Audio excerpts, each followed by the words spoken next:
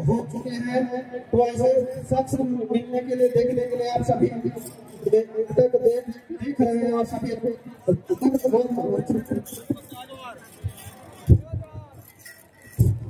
आपसे आपको अच्छा लगता है कि हमारे कार्यक्रम को सफल और सुव्यवस्थित करने में आपको विशेष सहयोग रहेगा।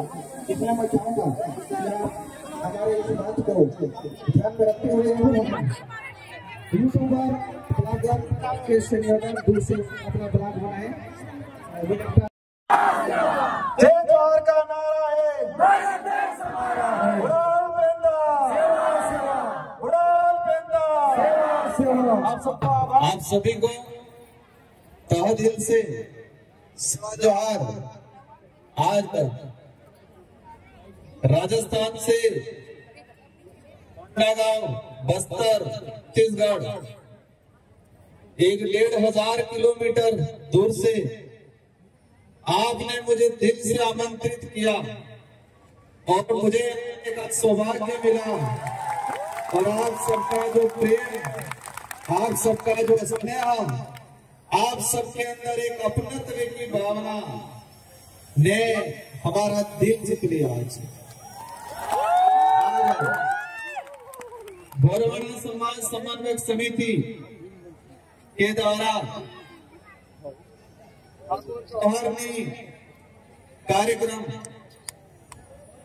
आदिवासी समुदाय के पुरखों द्वारा इस फसली त्योहार को पूरे देश के अंदर मनाया जाता है।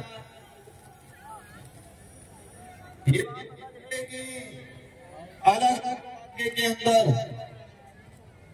अलग अलग प्रकार, अलग अलग नाम से संबोधित है, लेकिन ये तो फसली त्योहार, इसके बारे में जैसे मैंने समझा, मेरे इलाके के अंदर हम बेल समूह से आते हैं, आदिवासी समाज का डीएनए, और ये आदिवासी समाज का डीएनए होने की वजह से आदिवासी, और यही आदिवासी आज आपके बीच में खिंच साथियों, मंच पे विराजमान हमारे समाज का आदिवासी समुदाय के समस्त सामाजिक संगठनों के पदाधिकारी और हमारे बीच में आगे स्थानीय सांसद महोदय, स्थानीय विधायक महोदय भी आए थे, उनका भी मेरी ओर से तहे दिल से सेवा जोहार करना चाहूंगा। साथियों, आप सबके दिमाग में कई प्रकार के सवाल होंगे। कई दिनों से प्रचार प्रसार चल रहा था कि राजस्थान से राजकुमार जो सांसद है वो यहाँ पर आ रहे हैं। मुझे इस काबिल बनाने के लिए बांसवाड़ा डूंगरपुर राजस्थान की जनता ने रात दिन मेहनत करके मुझे सांसद बना के दिल्ली के अंदर भेजा और ये उम्मीद की है कि उस क्षेत्र का तो प्रतिनिधित्व करना है, लेकिन पूरे देश के आदिवासी दलित पिछड़ों का भी प्रतिनिधित्व दिल्ली में करना है। ये जिम्मेदारी मुझे दी गई है। तो उसी अपनत्व की वजह से आज आपने मुझे आमंत्रित किया। साथियों, मैं इस इलाके में पहले आया था, एक बार विधायक था, और मैं मेरे पूर्व विधानसभा क्षेत्र की जनता को भी धन्यवाद देना चाहता हूं, जिस जनता ने मुझे 2 बार विधायक बनाया और वो भी राजस्थान के अंदर हाईएस्ट मतों से जिता के भेजा।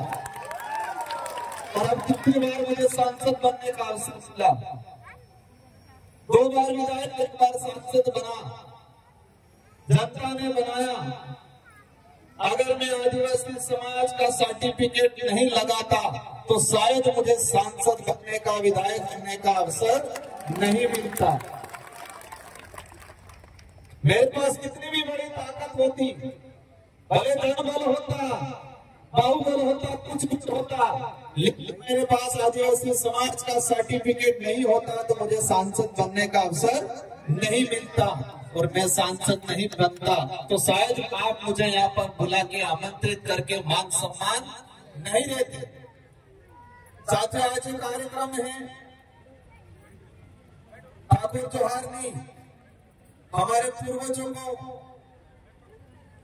हमारे पितृ देवताओं को हम पूछ के नई जो फसल तैयार होती है, इसके बाद हम लोग हमारे अन्य गतिविधि और उस फसल का हम हमारे जीवन में खान पान में उपयोग में लेते हैं। मैं पूर्व वक्ताओं का भाषण सुन रहा था और कल से आए तब से मैं यहाँ के लोगों की मनोस्थिति, यहाँ की वर्तमान जो परिस्थितियां हैं, सारे के बारे में समझ रहा था। साथियों, हमारा देश को विदेश में जब पहचाना जाता है, इस देश के प्रधानमंत्री महोदय हो या हमारे देश के राष्ट्रपति महोदय हो, कभी भी विदेश में जाते हैं तो जो मंच पे बुलाया जाता है, मंच पे बुलाने से पहले क्या कहा जाता है कि ये उस देश के प्रधानमंत्री या राष्ट्रपति महोदय है जिस देश को महान कहा जाता है।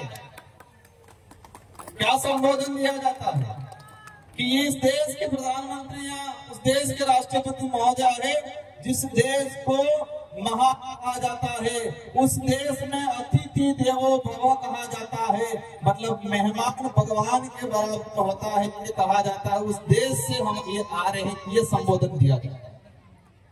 ये संबोधन दिया जाता है कि भारत देश में विविधता होने के बावजूद, अनेक धर्म, अनेक संस्कृति, अनेक जातियां होने के बावजूद भारत देश के अंदर एकता है, ये परिचय देके हमारे यहाँ के प्रधानमंत्री महोदय को विदेश में संबोधित किया जाता है।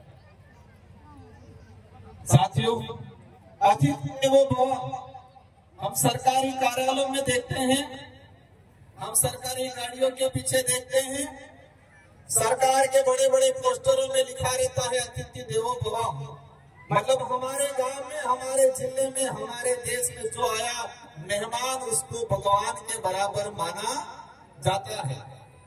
लेकिन ये शब्द ओनली फॉर आदिवासी इलाके के अंदर ही वर्तमान में स्थापित है, आदिवासी समुदाय में ही स्थापित है, क्योंकि आदिवासी समुदाय के अंदर किसी भी गांव में, किसी भी घर में कोई भी अज्ञात व्यक्ति, अनजाना व्यक्ति चला जाएगा तो उसको मान सम्मान दिखाया जाएगा, पानी पिलाया जाएगा, चाय पिलाई जाएगी, भले पहचान नहीं हो, इसके बावजूद पूछा जाएगा आप कहां से